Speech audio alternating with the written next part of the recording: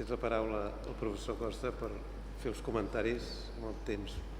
Hem dit abans uns 15 minuts, però donada l'extensió de la conferència anterior li donem 20. D'accord. Okay, thanks, Professor Haljan. I don't have a lot of time, and I have a lot of written things and notes in my mobile phone and so on.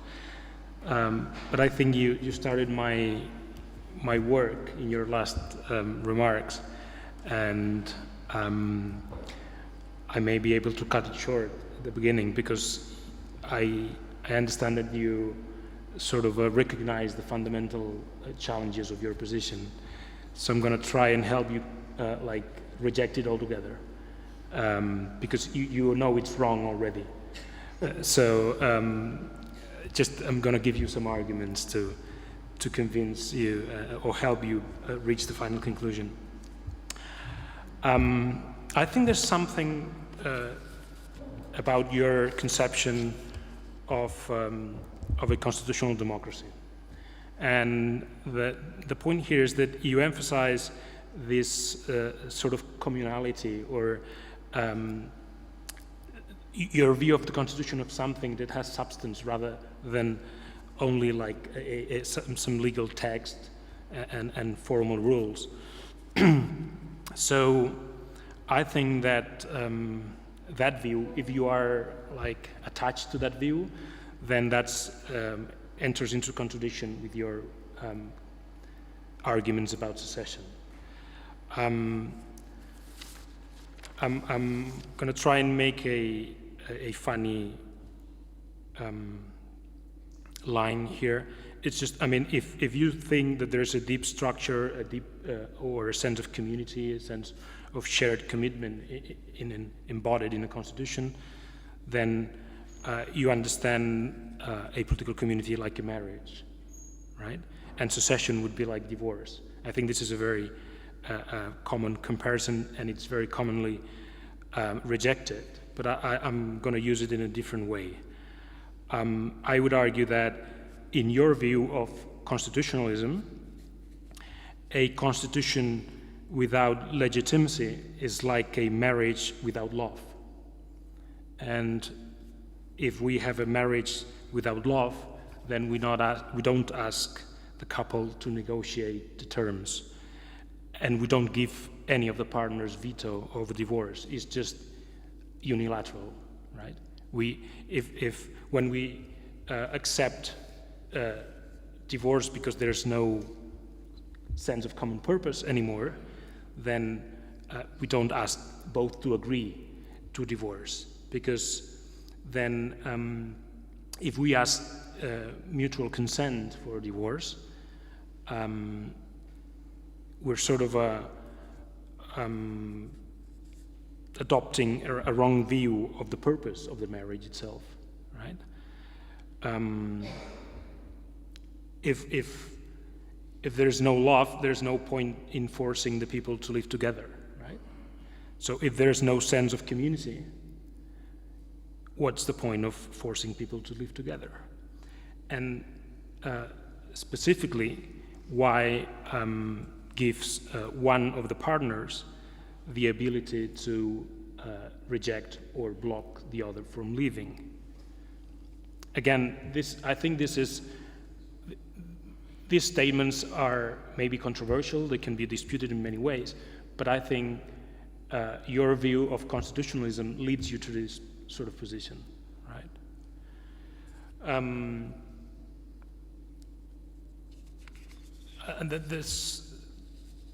then you talk a lot about healthy democracies, and I had a lot of questions about your view of secession and unilateral secession. I'm more and more inclined to think that we should reject the word secession for dissolution by mutual agreement.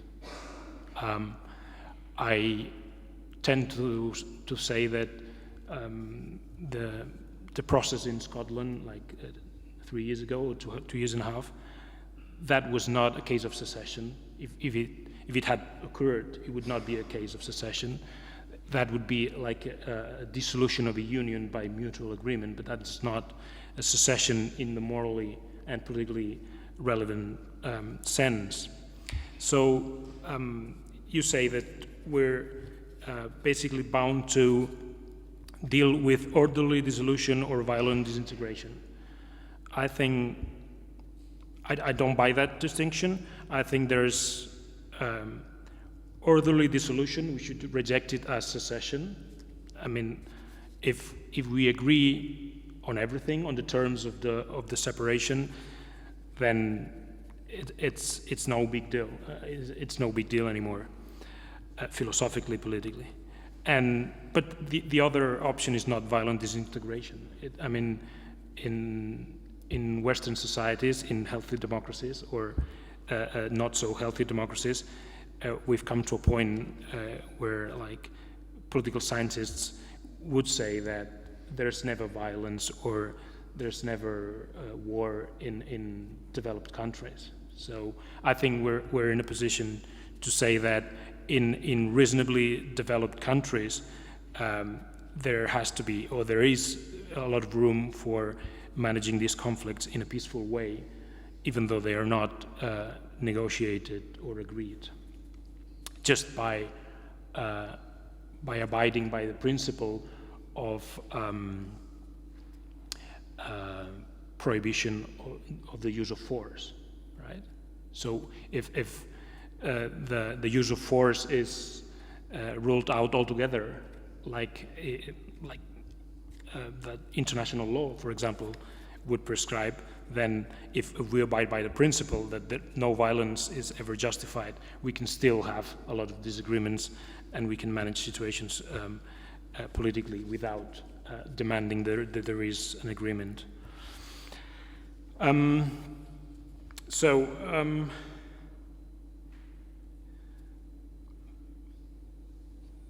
If there has to be some middle ground, I think that the duty to negotiate that the Supreme Court of Canada introduced is some sort of middle ground between agreed dissolution and unilateral disintegration.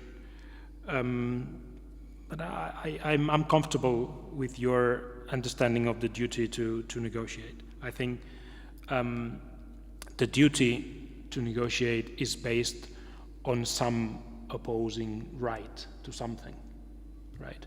Duties and rights are both sides of the same scheme. So we should try to find in the reference as well what's the right that's being dealt with.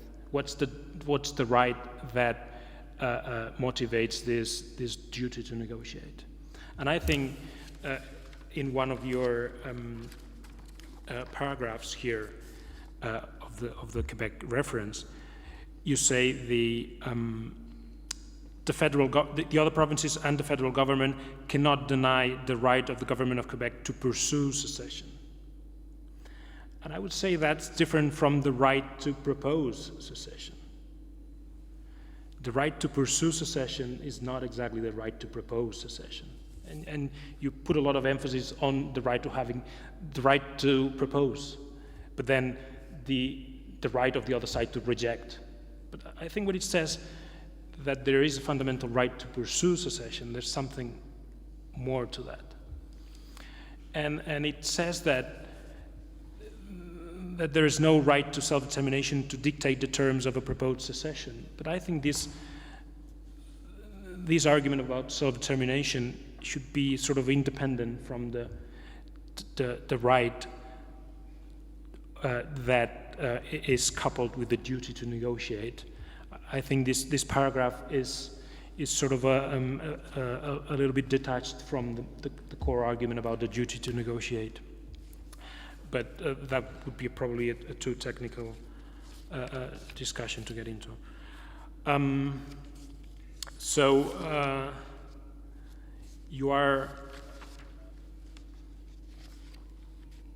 You're saying that there is a sort of a legitimacy in the hardline anti-secessionist position, right? And you try to distinguish it from unreasonable intransigence, which I don't think you're successful in that. I don't see the difference between unreasonable intransigence and hardline rejection of the of secession, because I mean, if there's a duty to negotiate, it's about something, right? So there is a duty to negotiate secession. So if you sit down and say, okay, I'm going to negotiate with you about anything but secession, so there's no meaningful duty. There's no meaningful right to pursue secession and no meaningful duty to negotiate secession if you can sit down at the table and say, I'm going to negotiate everything except secession. I think that's not a good faith negotiation at all. And so I'm not convincing, but by your argument to distinguish the two, right? The failure to negotiate and the hardline rejection. Because yes, it does not. This position does not mean that the part proposing secession cannot concede the initial idea. I mean, the outcome of the negotiation may be such that, like the secessionist group, is led to rethink and voluntarily give up secession because the deal that they offered is better than secession, right? I think if we understand the dynamics of multi-nation states and the fact that secession is very often not the first option of the secessionist groups, then I think we can develop this view that there are scenarios in which the option of secession may be given up voluntarily. But I don't think it can be vetoed if we consider that there is a meaningful duty to negotiate. And you said that it's a matter of political capital, etc., and stamina and ability to manage the situation. I think that depends on morally arbitrary conditions. If the seceding group is less than 10% of the population, that's probably very easy to manage by the state. If it's 40% of the population, it's far more complicated. But I think the right of this group to secede, it just does not depend on whether they are 10% of the population of the state or 40%. I think this is a morally arbitrary circumstance that you take into consideration, and you should not. And you should not take into consideration that whenever there's a secessionist movement, then we have an explosive situation or inflamed passions. I'm going to mention Scotland and the UK again. Again, that's not, in my view, a pure secession case, but it's almost impossible to be more civilized in dealing with the issue, right? And consider how like both houses of Parliament gave assent to the royal order by unanimous vote, and the Scottish Parliament passed the law on the referendum by unanimous vote as well. So we should not take it for granted that there's going to be conflict or inflamed passions, right, in one of these situations. But if there are inflamed passions, I think you should give more consideration to the passions that are created or inflamed by anti-secessionist forces, I think that you talk about managing secessionist forces, and you fail to acknowledge the dangers of anti-secessionist forces. And my argument here would be that anti-secessionist forces are more likely to be worse or more destabilizing because they hold more power. They typically control the powers of the state, so they have more ability to inflame passions and complicate the situation. And obviously, I think if you take into account that unionism is just as destabilizing as secessionism, then that changes a lot of the moral considerations that you make, I think. In the same way, and you don't talk about you almost don't mention nationalism, right? And it's always a problem when you talk about secession and you don't mention nationalism at all, because it's the whole point. There's no nationalism, there's no secessionism whenever there's no nationalism. And by nationalism, I mean state nationalism and minority nationalism.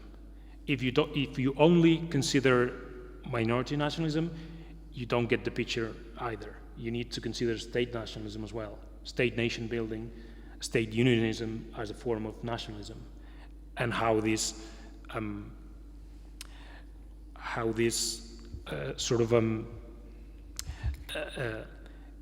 works in a dialectic way with the majority and the minorities. So then that brings me to one other consideration, which is the idea that you should engage the whole demos. And I think this is the less convincing idea. And you, as I said, you already know this, and you already considered that. And I'm going to give you some arguments. Whenever there is a secessionist movement, the whole idea of the demos, the whole idea of the community is contested. So you cannot use as rules to solve the problem itself, right? If there is a group that claims that there is a wider community, that there is a wider demos that includes the secessionist group, and you should manage the problem through this rule of respecting the community and respecting the existing demos, then you're prejudging the conflict, right? You're using as a rule to solve the problem, the very problem. The conflict about the demos is the problem. And just saying that my demos is going to decide is no solution. I tend to say that when there's a secessionist movement and whenever there's minority nationalism and state nationalism, there is a dialectic between the state majority and the state minority, right? There's the minority wanting to secede. If the majority, majorities never want to secede, right? There's something about Belgium that it's far more complicated, but typically majorities do not want to secede because they can shape the state, they can shape the constitution, and so there's no need to secede. So it's always it's always going to be a minority that's going to want to secede. So there is a majority-minority problem, and you're essentially saying that this majority-minority problem is going to be solved applying the majority rule.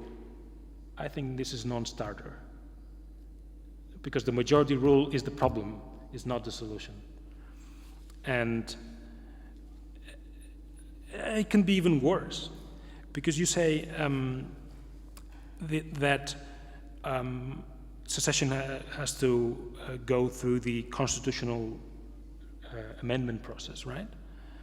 But that in most countries, that may lead us to an even worse situation, which is not the majority in the seceding group cannot pursue or achieve the goal.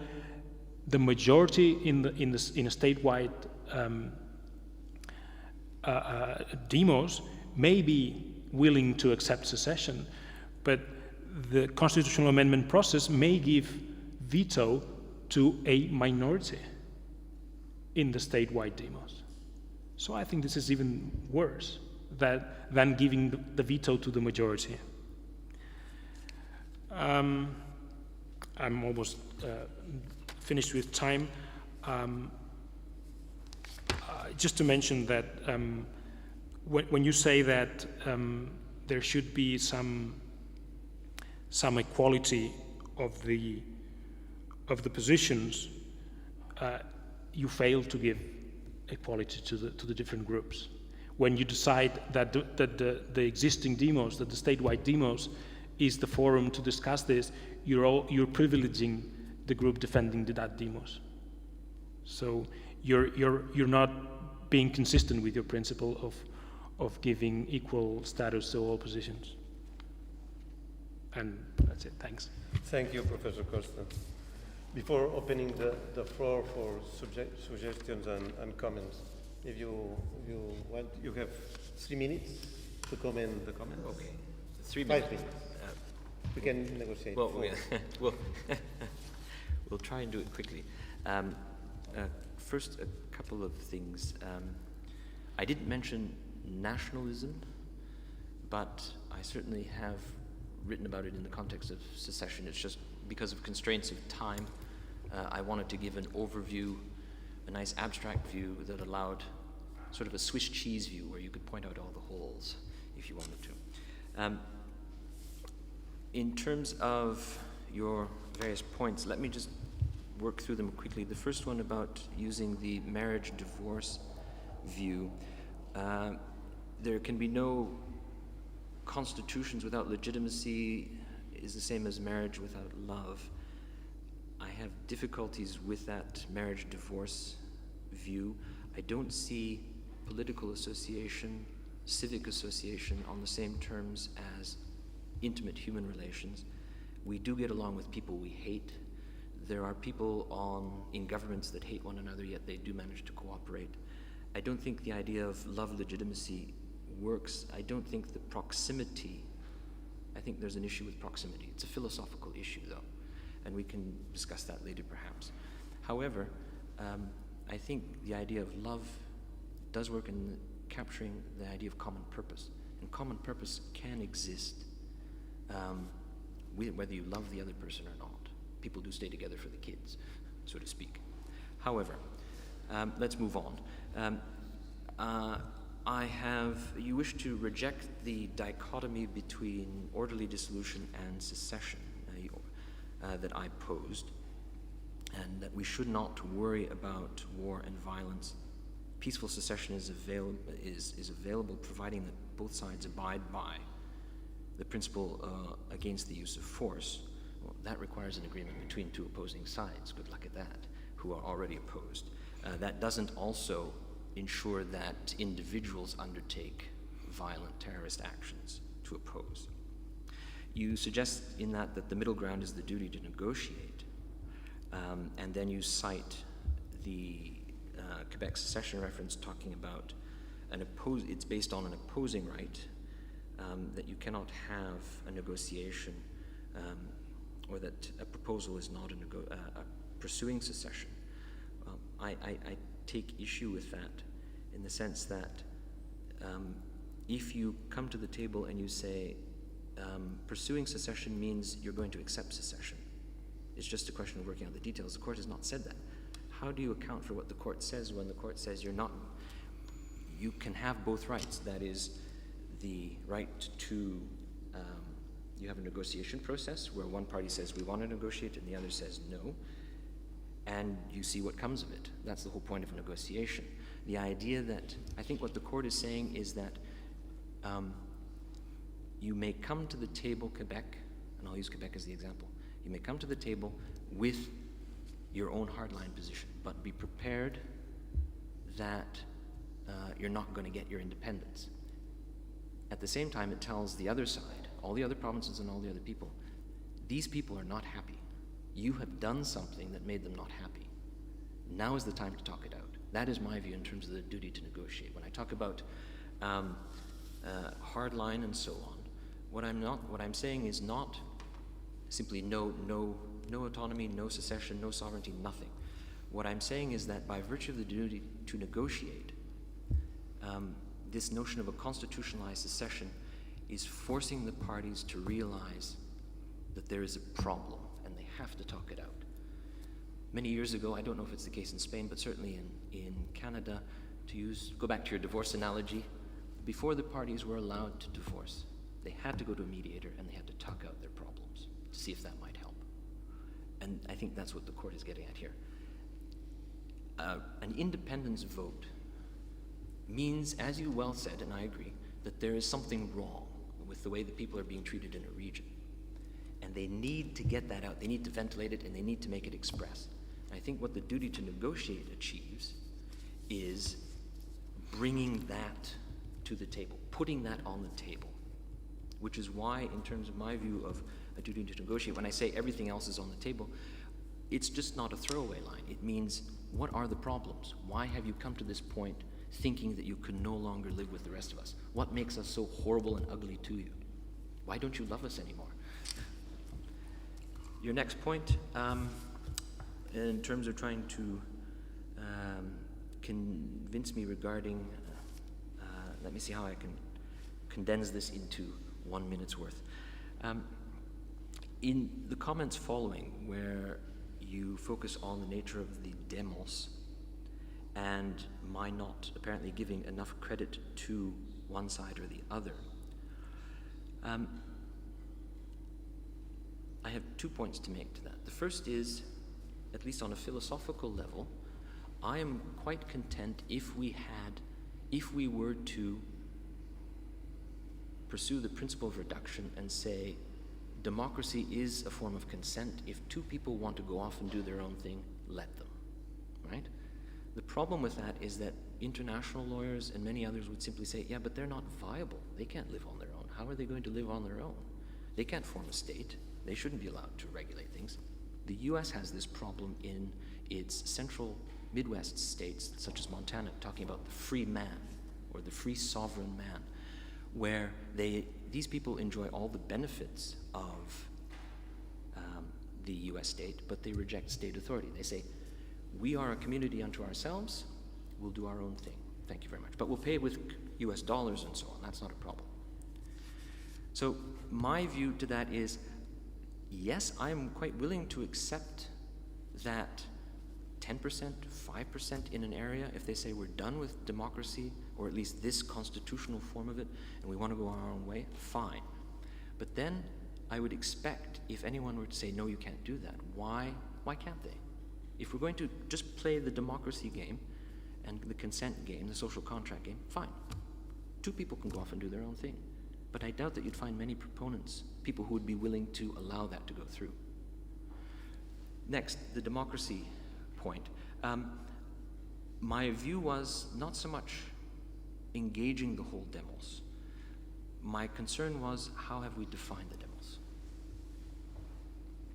And I agree that there is a problem between, I put it this way, the problem is, are we going to allow the minority to say, we're leaving, and the majority to say, okay, or are we going to allow the majority to say, no, right? That's the whole problem with secession itself. The problem is, are we going to privilege the Basques? Are we going to privilege Valencia and nobody else when they want to leave? Are we going to privilege Quebec when they want to leave? Are we going to privilege Northern Ireland when they want to leave? And nobody else gets a say in it. From my own view, my own personal view, and I'll end on it. As a Canadian during the Quebec secession crisis, the discussion was taken in the view of, we Quebecois want to leave, and we'll take Quebec with us, thank you very much. And the rest of Canada, you negotiate with your provincial governments and your federal government, and they'll come and talk to us on what we're going to do. My own view, from the majority, not from the minority, is hang on.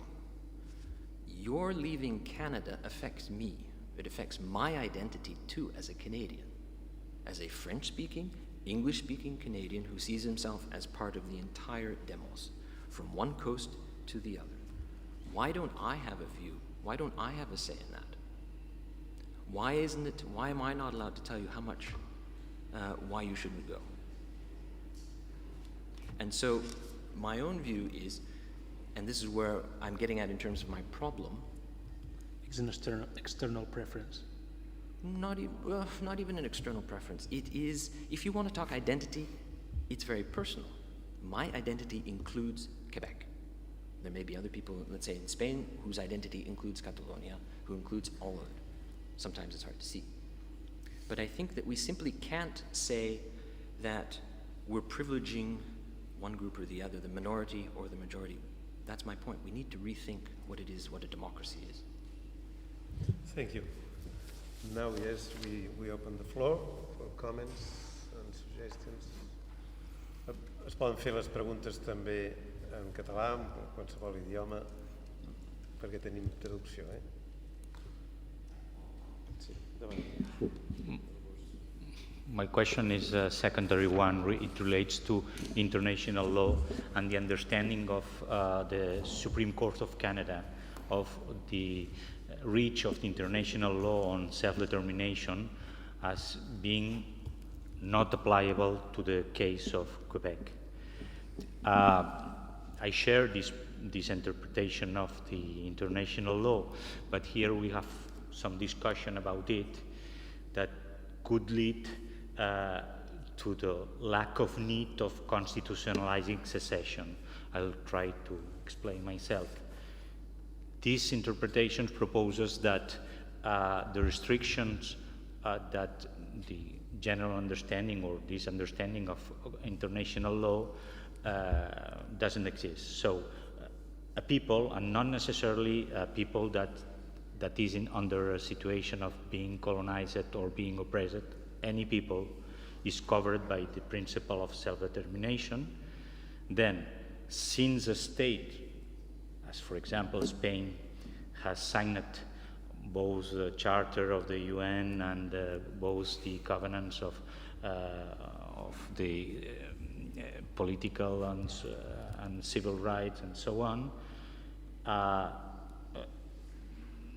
the state is obliged to fulfill this engagement in favor of the right of self-determination. My question is that, do you agree with the interpretation of the Supreme Court of Canada, or are you more in favor of this, let's say, large interpretation of the right of self-determination?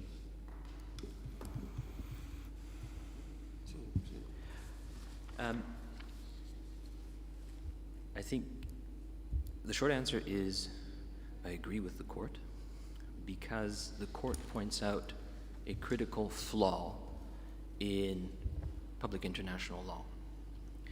And it's a flaw that has supported the careers of many professors in international law. Namely, there is nothing settled by any stretch of the imagination regarding secession and independence in international law. There is a division between internal self-determination and external self-determination. There are professors that argue that a failure at internal self-determination should give rise to external self-determination. But that's merely an argument by the terms of international law itself. And I think what the court has done is simply say the state of play in international law is that the only thing everyone agrees upon, which constitutes therefore international law, is that in a colonial situation, the colonies may go off on their own way. There might be something to say about remedial the remedial notion, but that probably would involve horrible forms of oppression rather than the peaceful sort of secession that we're talking about.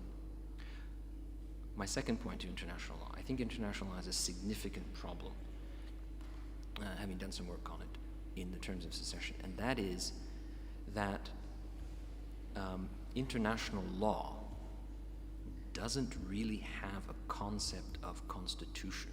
It does not have an idea of what it is to be a constitution and run a country. It's very good at how countries should behave with one another, but it hasn't really taken over my job yet, which is to talk about democracy and constitutionalization, notwithstanding what Thomas Frank may think.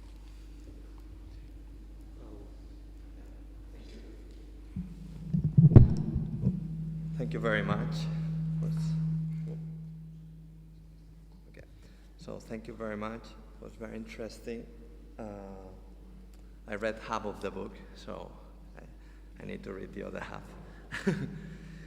So maybe I'm actually in the chapter about nationalism, so I will not enter into that because my duty maybe was to read it before, but I couldn't. So I'm very, very curious why you use all the time this word of association. Why not society? Why not community? Then I realized that today you use community, but in the book you tend to use association. It's important, maybe it's kind of German idea that there's this kind of different kind of association, Gesellschaft, Gemeinschaft. But if this is an association, if I didn't like what you say and your arguments, mainly your arguments, I can go. So there's different kinds of associations, and maybe we can use different words for that. And so, first point. Second point, constitutionalizing secession.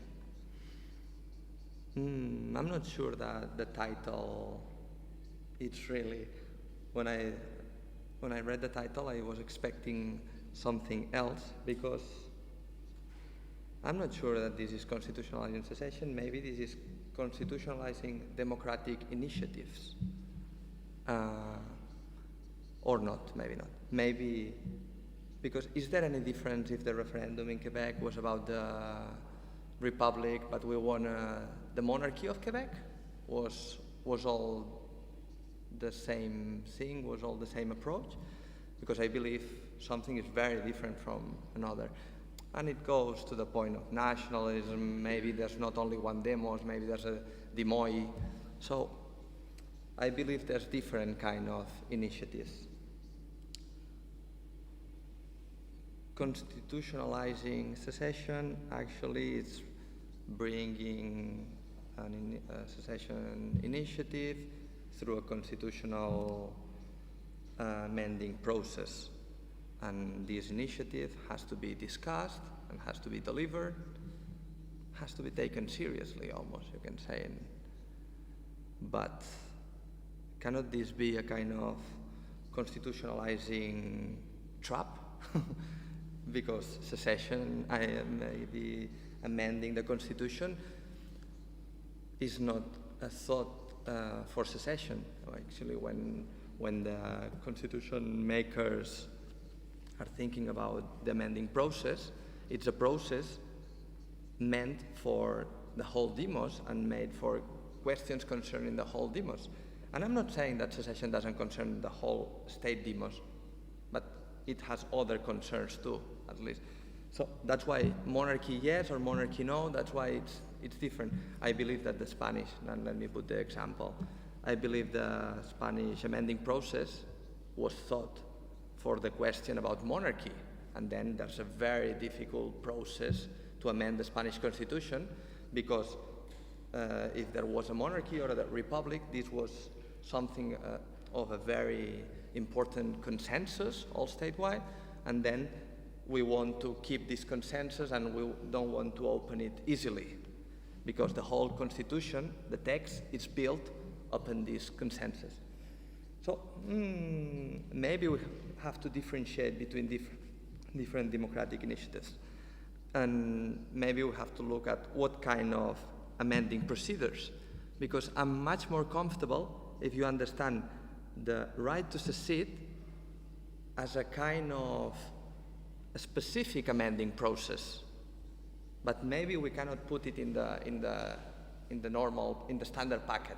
Maybe we have to think about the right to secede as an amending process, but in a specific amending process that needs specific rules. And finally, sorry, because that's is bringing me to something I think is important. It's the difference between unilateral secession and the unilateral right to secede. Sometimes you have almost a unilateral right to secede, but when there's a unilateral right to secede, usually there's not a unilateral secession. For instance, if the right to withdraw from the European Union is a right to secede, which is a right to withdraw, but let's think that the European Union is a federal state, and that's more or less, if you consider Section 3 of Article 50, more or less there's a unilateral right to secede. But when there's a unilateral right to secede, usually it's much more difficult to have a unilateral secession, because the process, it's allowing you to express this will and to carry a process that it's legal process. Sorry, and I stop it here. Thank you very much. Thank you for reading my book. Quickly, regarding the association, society, community, my easy escape answer is, for the purposes of today, I wanted to use something that was not so philosophically charged, because a good deal of what I argue in the book is based on a philosophical notion of association, and in chapter 2 you will have seen that I build up from this type of grouping up through to a state. So your next point was, is the title misleading? But you bought it. The point is, your point was you were expecting something else, and from your comments I gathered that you were expecting something more in the lines of what Weinstock and Midražović, or a Serbian, was writing on, namely structuring how secession might occur in terms of double referenda, majorities, and so on. And you then say, well, maybe we should think of my book as talking about constitutional democratic initiatives in general, and that there should be a difference between the two. First question I would have to you in return is, if you have a differentiated process for secession and other matters, which would be the harder to go through? Other matters or secession? What is the purpose of differentiating, if not to give priority or privilege to one or the other? If I had to answer that, I would say I would privilege ordinary matters to make them easier rather than secession. Because I think that, given my view of association, there has to be constant communication, constant interaction between people. And so you also say that amending the Constitution, that speaks more to the entire demos. I agree with you in this respect. I think if you talk about amending constitutions via secession, you are looking at the mentality of the majority, the people who remain. They will have to amend the Constitution to recognize that a chunk of their former country has left. And I think that is a way of putting it, let's say, in a more sober situation. In sober, I mean serious. Again, bringing their minds to the table, saying there is something that seems to be critically wrong with our democracy, with the way we're running things now. What in God's name should we do about it? In terms of your unilateral secession, unilateral right to secede, I think that's a formalistic argument in which a formal document has recognized a right of one party to leave. The problem with most constitutions is that you don't have that, and we're dealing with a unilateral secession, I think, to use your terms. Does that cover?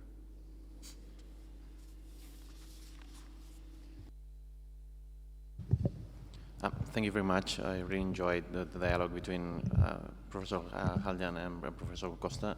I have just 2 points. A year ago, Britain decided to leave the European Union. We, the Europeans, are clearly affected by this decision. I, as a European, understand Britain as part of my identity as a European. I have a say on this decision because there should be a process of negotiation between the two parts of the terms of that sort of secession from the European Union. But in the end, the decision was taken in Britain. So I think that the difference between Britain and of the secession of Britain from the European Union and the situation of Quebec or of Catalonia within Spain is that the European Union is not state, while it's a political community, it's an association, but it's not a sovereign state, while Canada or Spain are sovereign states. So I think that it's very problematic to say that because we are in a political association, because a decision affects my life, or even if affects my identity, that somehow leaves me a power to decide over the issue. Not only to have a say, which I agree that you have to have a say on any decision that affects you, but to take the decision itself. I think this is problematic.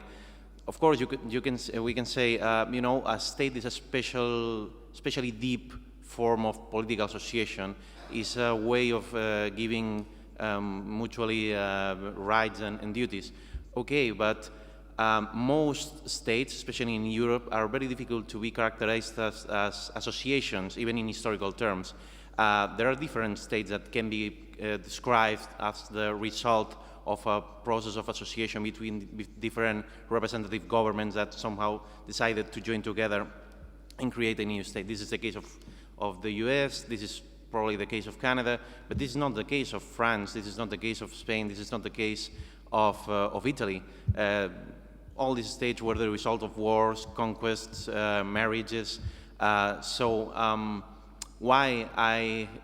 a Madrid guy or a Basque guy has to have a say, a more profound say or a more definitive say on my decision as a Catalan to secede from Spain than the say that I have on the decision of Britain to secede from the European Union. I think this is a very problematic. So I think that in the end we come to the problem that Professor Costa pointed out. We are discussing about sovereignty, and sovereignty is a circular notion. We are sovereign because we decided to be sovereign, and our decision to be sovereign has to be respected because we are sovereign. This is a circular logic, and I ask you if you don't consider that maybe the way to escape from the circular logic is to place the duty to negotiate not in constitutional law but rather in international law, that like somehow a international body of arbitrage between the two parts in any secessionist conflict as a way of escaping of this discussion of who is a sovereign, which, by the way, has taken place as well in Canada after the decision of after the reference of the Canadian Supreme Court, because, as you know, the Canadian Supreme Court left many void points, like what is a clear question, what is a clear majority, what is a negotiation in good faith. Finally, the Canadian Parliament said we are the ones to decide these issues, while the Quebec Assembly said no, we are the ones. So we have the same problem of who is a sovereign again. Thank you. Thank you for your question. Let me start by saying, in terms of the duty to negotiate, whichever level we move it to, I would always have a problem, and I'm not willing to concede that the duty to negotiate recognizes the right of a sovereignist group to secession or independence. If I were forced to concede that, I would need to have that justified. Why are we privileging that group over another? And that brings me to my problem and what Professor Costa noted as well, namely the nature of the bonds that exist in a political association. What is it that holds us together, and why is it that certain groups ought to have a say, a determinative voice, and others not? A quick answer to the EU is, well, when you joined the EU, you joined pursuant to a treaty that said those people could do it. So you went into it knowing that. When Canada, the US, Belgium, Spain went into it, theoretically, ideally, you went into it, we all went into it, without giving that right, the unilateral right to secede to groups. And my point regarding the demos is simply, I am not comfortable in democratic principles, in democratic constitutionalism, saying that one group has the right to decide with effects that impact on everyone else. Where we're talking about where we are talking about a single unit defined by the Constitution. I need to have some argument that says why this group of religious sect can set itself apart from the rest and not follow the rules. We spoke of nationalism. Nationalism, whatever you want, howsoever you want to define it, the purpose of nationalism is to say, look, there are certain characteristics that define us as a group, and you're not part of us, and we want to have the power, at least in respect of some of that identity, to decide for ourselves what we're going to do. You're not allowed to decide. Good, fine, but how does that make that democratic? Unless we start talking about what is it in a democracy that allows a plurinationalistic democracy to exist, and it all comes back to this question, the demos, and that's what keeps me up at night. I do not see how we can reconcile nationalism, democratic national, call it what you want, the idea of minority pursuing secession in the hard version of Professor Costa, namely, we're going to do it, and you have to accept it, or any other group. Why do we have to privilege them in a democracy when a democracy is a question of self-determination? Who is the people who gets to decide? And I don't think any democratic theorist, with all due respect to all of them out there, has ever come up with a solution. You have to choose, I think, when it comes down to it. And if you have to choose, then perhaps you should also have a voice in that as individuals. At least that, please. That would be my answer.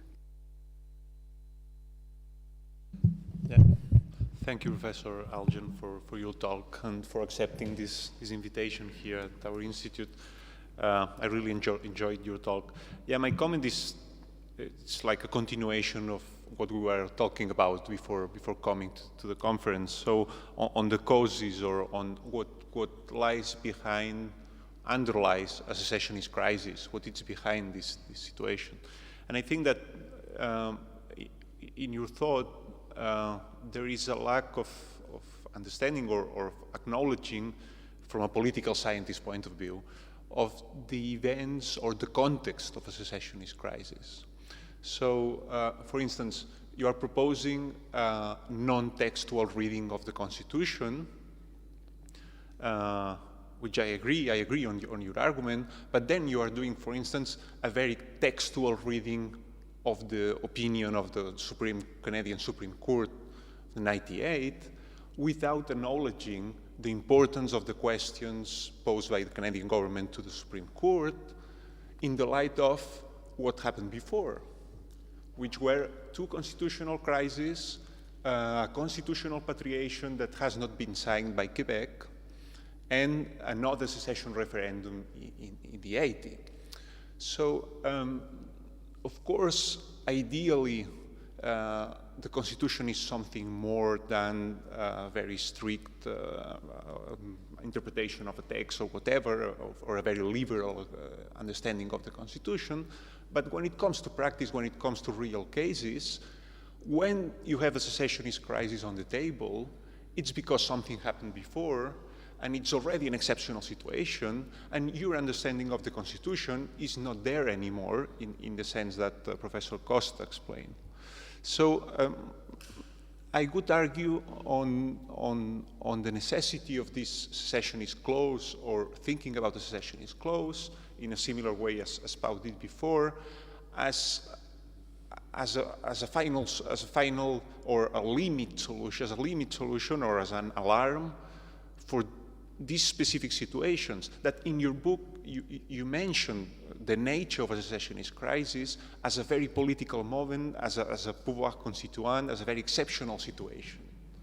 So in accepting that this is not the normal functioning of democracy, and we all accept that, this clause could work, at least as a break, or as a final mechanism. Yeah, and then also on the nature of the Constitution, I would like to know your opinion on the existence of different doctrines of understanding the Constitution and on the changing doctrines of understanding the Constitution. As you say, and as you acknowledge, a Constitution is not a text, is something more, and then there are also different readings of the Constitution. What happens when we are in the 150th anniversary of the 1867 Constitution in Canada? What happens when the minority group or the seceding group reads the Constitution in a totally different way, or the constitutional agreement, the original agreement and so on, this hypothetical agreement, reads this hypothetical agreement totally different, in a different way than the majority group? For instance, as an agreement or as a pact of founding peoples, right? Canada seen as a pact of the French-Canadian people and the English people signing a constitution. You know that Quebecer constitutionalists usually refer to the Constitution in this way, whereas in the rest of Canada, they refer to the Constitution in the way you did. We are all equal citizens, and we all belong to these 10 provinces, and all the provinces are equal, and so on and so forth. So what's your point of view on these different constitutional traditions within a country? Thank you for your question. In terms of the first aspect, my non-textual reading of a constitution and the textual reading of the Quebec decision, I think there's an important distinction that I want to make, and I was noting that as well in terms of some of the questions, including with Professor Costa's points. We read the decision because it is a judicial decision, not because it's a work of philosophy. So in that sense, as a lawyer, I'm reading it as a court judgment, the same way you would read decisions of the Constitutional Court here. But there is no reason why we can't extrapolate from that. As I said, the court developed, or at least put into the constitutional world, this notion of a duty to negotiate. There is no reason why you should all feel yourselves bound to follow what the court says. You can simply say, aha, the court has had a good idea, but being Canadians, they're very conservative, they don't know what they're talking about. Let's develop it and expand it. Let's make it something for what it really should be in constitutional law, in constitutionalism and democratic constitution. I don't have a problem with that. I do not have a problem with that. I do have a problem, though, going to the decision of the court and saying, the judges said this, we can secede. My response has always been, no, the judges didn't say that, and that was my view, that was my position today. But I'm not foreclosing on the ingenuity and the earnestness of people who want to say, yes, a duty to negotiate exists, not the way the court talked about it, but really in democratic theory, it's there. And then they can start citing Plato, Aristotle, and Locke, and all of the others for that. So I take a textual reading with the decision because it is a decision of the court. It's not a work of philosophy.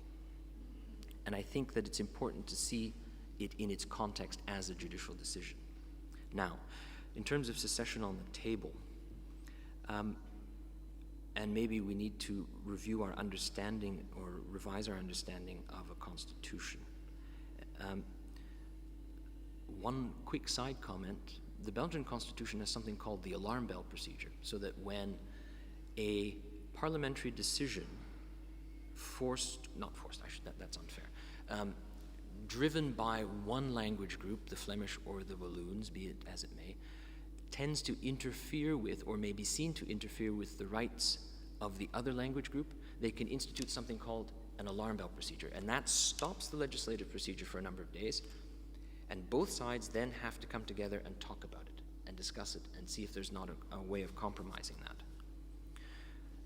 I think there's something to be said for an alarm bell procedure, but you don't have to call it a secession. You can call it an alarm bell procedure where vital interests, and you can list them, generally if you wish, are infringed upon or may be infringed upon by another group. An alarm bell procedure would then confirm, or at least affirm, what I've been talking about in terms of a duty to negotiate, putting things on the table and working out your problems. So in that sense, I think we don't have to talk about, if we talk about debate, deliberation, democracy as engagement, I don't think we need to talk about secession unless we get to the point of the whole issue of what is an unhealthy democracy. And that may be the situation that you face here. I don't know. I'm not willing to opine on that at the moment, or at least not in an official setting. Your second point, doctrines under Constitution, different readings of the Constitution. Yes, there is the Canadian Compact theory, and the Québécois have never really, that was something that the Québécois had started with right from in 1867. That's not a new thing for them. And they have always taken that view because they see it as giving them giving them political leverage vis-a-vis the rest of Canada. And in many respects, it may have been necessary so many years ago as a British colony, but I don't see it now as being ultimately necessary in terms of an oppression or an unfair constitutional point of view. Does a minority suddenly come up with a new way of reading the Constitution? That is possible, but that should already, these things don't simply happen overnight. Something usually sparks it. Unfairness or some other episode. That's something that in any normal democracy, those sorts of readings probably could get traction in other areas of the country as well. It's not necessarily located to one territory. And so we come back to the central question, well, what causes that new reading to come about? And then we re-engage with problematic democracy, oppression, and unfairness, I think.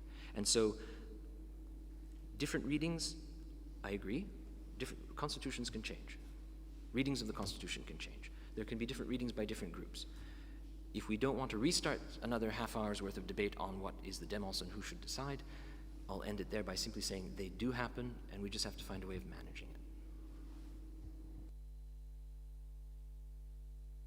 Yeah, I asked because I had two more points that I wanted to raise, very quick ones. I think you should drop my suggestion, the idea that the Spanish Constitutional Court acknowledged the Quebec reference.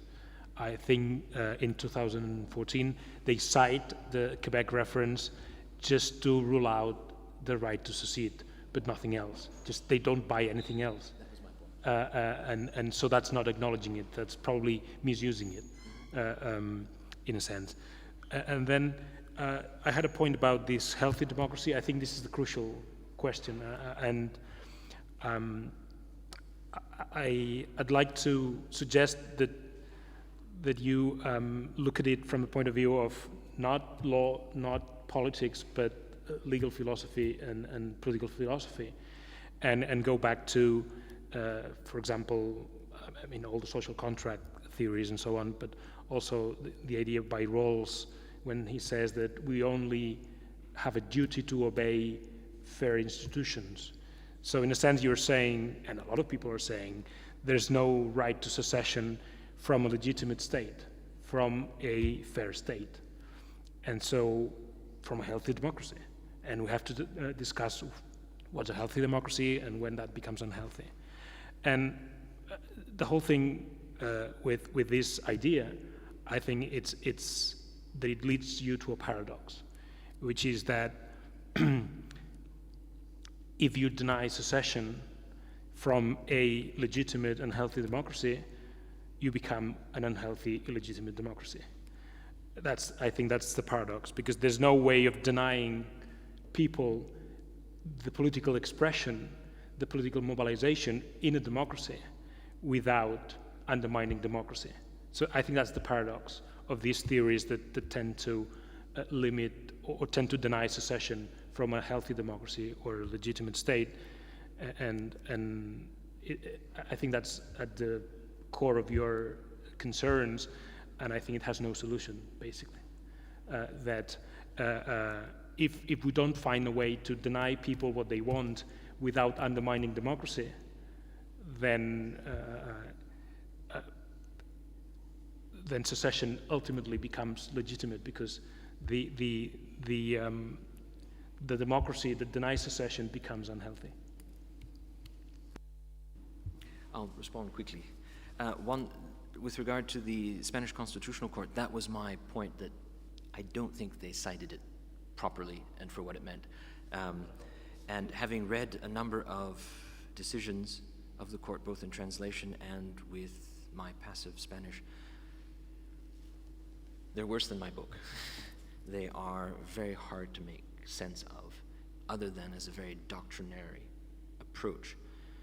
And it does them no credit when I say it seems to me that they are worse than the Belgian Constitutional Court when it comes to writing decisions. So we agree on that point. Secondly, healthy democracy, returning to democratic theory. Yes, you can even look at Radbruch, who said there is, as a good positivist, you're not supposed to follow, you should not obey unjust laws. There is always room for sort of a moral component. And the idea of philosophical concerns coming into a democracy and so on. I agree, and with your paradox, that's what keeps me up at night. And that is why I came to you today and I said, ultimately, the question is, how are we going to define democracy? How are we going to model democracy? Are we going to model democracy on a sort of Harry Barron free-for-all consent basis? You can join, you can leave whenever you want, providing you don't injure the other party. I think that's David Miller's view too.